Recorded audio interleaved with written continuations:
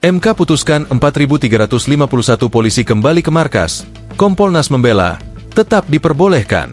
Mahkamah Konstitusi memutuskan bahwa anggota Polri aktif tidak boleh lagi menduduki jabatan sipil sebelum mengundurkan diri atau pensiun dari dinas kepolisian, termasuk jika penugasan itu berdasarkan arahan atau perintah Kapolri semata. Putusan itu dibacakan dalam sidang pleno dengan perkara nomor 114 PUU Sisi 2025 di Gedung MK, Jakarta, Kamis, 13 November 2025. Berdasarkan data terdapat 4.351 polisi aktif tersebar di kementerian, lembaga, dan BUMN yang mesti kembali ke markas imbas putusan MK tersebut. Anggota Komisi Percepatan Reformasi Polri sekaligus mantan Menko Polhukam, Mahfud MD menegaskan putusan MK yang melarang anggota Polri aktif menduduki jabatan sipil bersifat final dan otomatis langsung berlaku. Kalau MK itu putusan hukum dan mengikat.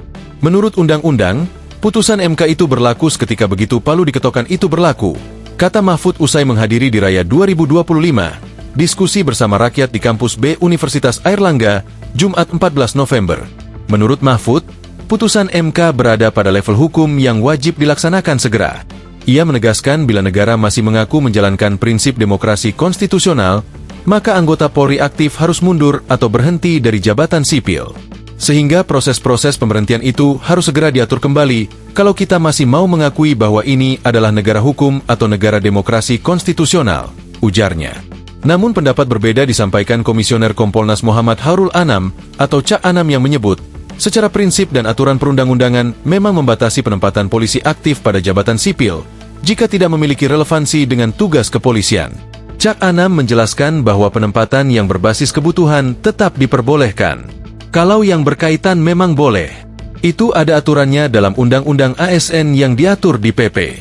Jika berkaitan, memang dibolehkan, ujar Cak Anam, Sabtu, 15 November 2025. Maksud dari berkaitan adalah jabatan-jabatan yang membutuhkan keahlian khusus di bidang penegakan hukum, misalnya BNN, BNPT, KPK, atau lembaga lain yang memang erat kaitannya dengan kerja-kerja kepolisian, khususnya penegakan hukum yang tidak bisa tergantikan, jelas Cak Anam.